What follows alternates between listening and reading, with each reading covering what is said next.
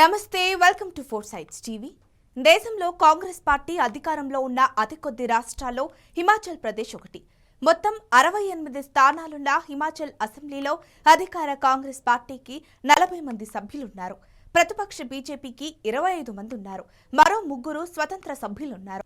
రాజ్యసభ ఎన్నికల సందర్భంగా కాంగ్రెస్ పార్టీ తరపున బరిలో దిగిన ఆ పార్టీ సీనియర్ నేత అభిషేక్ మను సంఘ్వి గెలవాల్సి ఉంది. బీజేపీకి బలం లేకపోయినా తమ పార్టీ తరపున హర్ష్ మహాజన్ ను బరిలో దింపింది.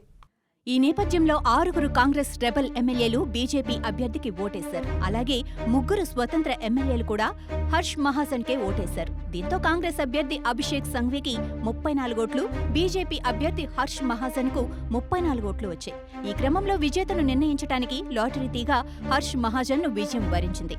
అదే సమయంలో గత ఎన్నికల్లో 40 స్థానాలను సాధించిన కాంగ్రెస్ పార్టీ 6 బయటకు పోవడంతో 34 స్థానాలకు పరిమితమైంది. అటు కాంగ్రెస్, ఇటు బీజేపీ చెరో 34 స్థానాలతో నిలబడ్డాయి. దీంతో హిమాచల్ ప్రదేశ్లో కాంగ్రెస్ ప్రభుత్వం మైనారిటీలో పడిందని, మెజారిటీని నిరూపించుకోవాల్సిందిగా ఆదేశించాలని గవర్నర్ను కలవటానికి బీజేపీ నేతలు ఏర్పాట్లు చేసుకుంటున్నారు. ఈ క్రమంలో కాంగ్రెస్ పార్టీ వేగంగా పావులు కదిపింది.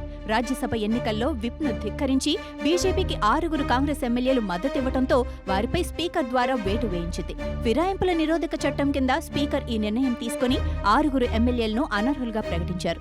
బీజేపీకి చెందిన 15 ఎమ్మెల్యేలను శాసనసభ నుంచి సస్పెండ్ చేయడంతో మూజువాణి ఓటుతో బడ్జెట్ శాసనసభ ఆమోదం పొందింది.